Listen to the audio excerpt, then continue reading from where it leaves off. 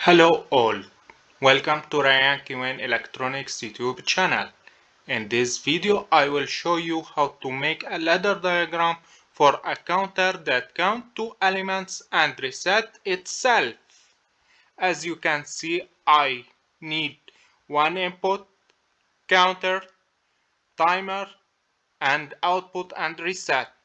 So let's start the simulation. First, we count 2 times. The output will turn on, then the timer needs some time and it resets itself. Let's repeat the process. Count 2 times, the output will turn on, then the timer will turn on, waits for a few seconds, then it resets itself. If you like such videos, please click the subscribe button below.